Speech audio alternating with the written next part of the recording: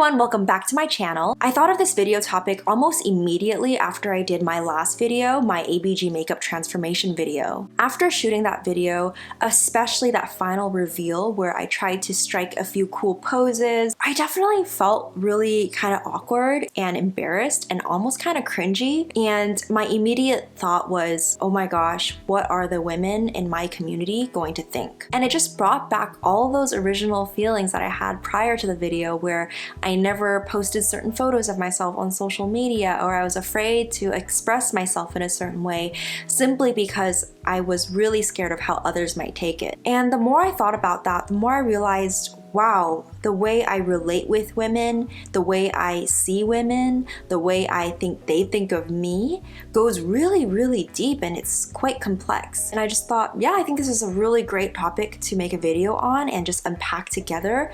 Hopefully it's a topic that you can also unpack within your own journey as you watch this video. Comparison is something I still currently deal with to this day, but if I could really rewind and look back to where it all started, it really started in my childhood. Just based on how I was raised and the culture I was in, I was pretty used to constantly comparing myself to my family members, especially like cousins my age, classmates, peers, just anyone that was like in a similar stage as me. It would be pretty natural to compare myself. So I mentioned in my ABG transformation video that in elementary school, since I was one of the only Asian American girls, I grew up feeling pretty inadequate in terms of my outer appearance and my ability to attract guys. Instead of focusing on physical appearance, a lot of what I put my effort into was my grades and my academic performance. I remember one of my teachers did like a ranking of our class based on who consistently got 100% on their tests. Back then, I definitely used my rank and my performance academically to find my worth. And I used that as a way to compare whether I was worthier than another girl especially. But once I moved over to a more competitive school district and was surrounded by a lot of peers who were extremely smart and hardworking, I immediately went on the other end. Like, I wasn't competitive anymore. I was just really intimidated. I remember one time I was volunteering with a friend and we were filling out our registration form, and I didn't think much of it. I was just like, oh dang, there's a lot to fill out. I don't really know what to say here or what to do here. And I remember trying to ask her for help, and she was just like, we're doing our own thing, okay? Like, you're doing your form, I'm doing mine, so just do it yourself. And I was like, oh my gosh, this is a dog-eat-dog world. Entering into this new school district with a different type of culture around academics really, really scared me. And I ended up developing over time this suspicion of girls. I remember grades would be like a really big secret. Like, if I asked certain friends what grades they got for certain tests, they'd just avoid the topic or pretend they didn't know or something. And I'd be like, wait, why are you hiding your grades? I was really confused because to me, I felt like there was nothing to hide. Like, if I did well, then I did well. If I did poor, then I did poor. I didn't see why it needed to be hidden. I think another thing that also really haunts me to this day is growing up in a culture in high school where there was a lot of gossiping and rumors involved. I'm by no means a victim at all. I played into that culture completely. I also gossiped. I fed into the gossip. I loved it when people gossiped. But what I didn't realize was the very thing I loved and thought was so exciting and juicy was actually building within me this subconscious fear that other people would probably gossip about me too. That what people say to my face is not actually how they feel in their minds. The more I engaged in gossiping and hearing gossip, the more subconsciously I knew that I was susceptible to it too. And so all throughout middle school, high school, college, whenever someone complimented me, I always kind of wondered, do they really mean that? Or do they just say that and then behind my back, they actually don't feel that way? So then in college, I felt like my relationship with women definitely healed a lot. It was really beautiful to be in a space where women genuinely wanted to support each other, encourage one another. But I think even amidst that wonderful atmosphere, something that was still lingering within my heart was this subconscious fear, like, what if we are comparing ourselves to each other?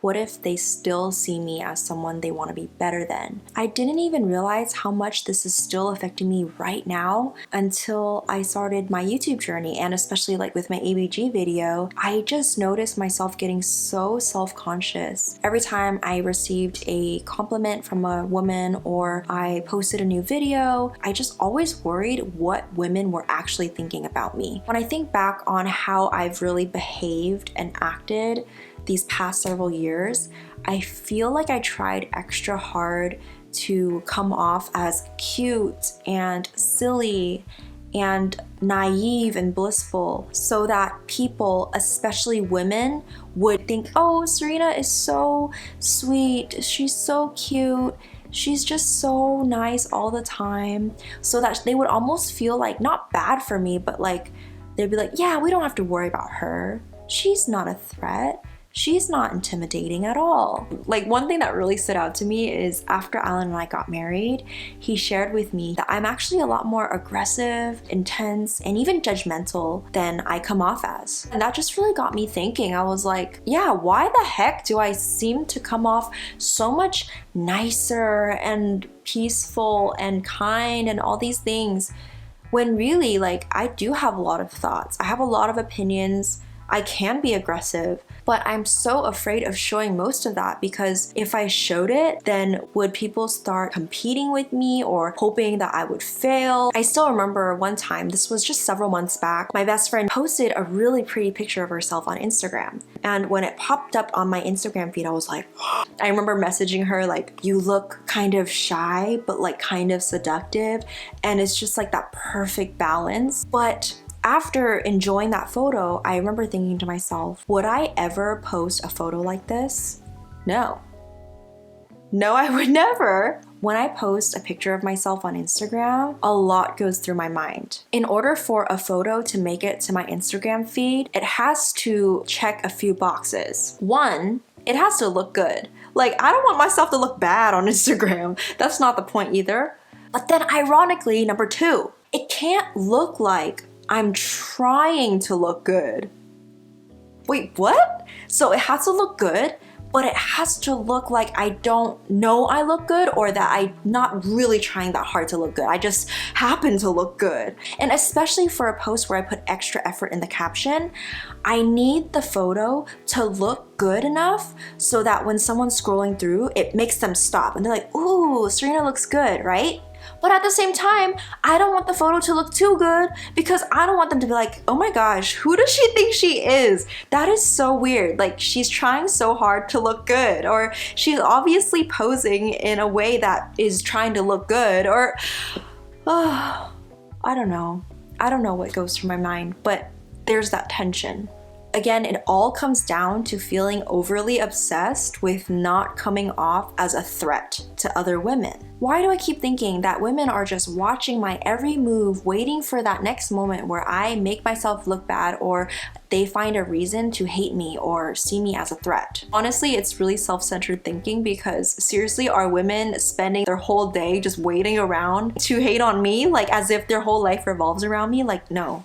But I genuinely like act as if they do. There are several factors that really play into this constant fear I have. And the first one I already shared, which was about my experience throughout high school. The secrecy and the competition and talking behind each other's backs really did shape the way I view women now. And it's really, really hard to undo it. Even as I build more and more strong relationships with women, it's still something that just kind of lingers in the back of my mind. But aside from my experiences in high school, I would say another reason why I'm so afraid to come off as a threat, or I'm constantly thinking women are out to like get me or something, is because my mindset too. I always say this to people, but if I am assuming something about someone, or I am suspicious that they might be doing a certain thing, where does that come from? It either comes from, oh, someone did that to me before, or I do that. I've done it, so I know that someone else is capable of doing it too. Why am I so afraid of women being competitive or hoping I fail? One, because I've seen that happen, but two, I literally do it too. I'm being really honest here. Whenever I see a woman who is doing really well and maybe getting a lot of attention attention or finding a lot of success or people look up to them a lot, whatever it is, it's an active battle each and every day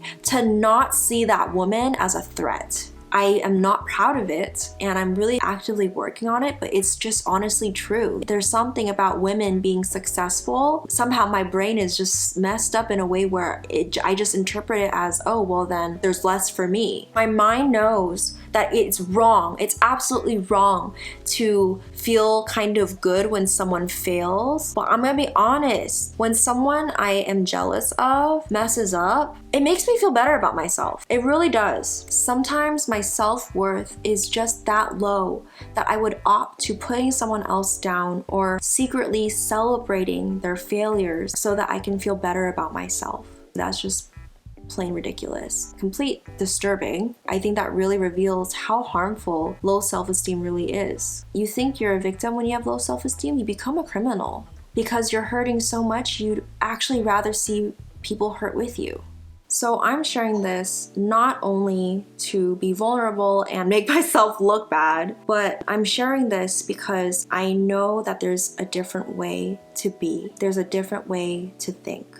I actually just recently discovered this way of thinking and it has completely transformed my life. Completely. What I learned is this: mindset of abundance. If you've heard of that before, great. If you live by it, oh my gosh, really good. I feel like I am so late to this mindset of abundance. I feel like if I had just known how to have a mindset of abundance earlier on in life, I could have prevented so much drama, so many fallouts, so many times where I felt so low about myself simply because someone else was succeeding. But it's okay.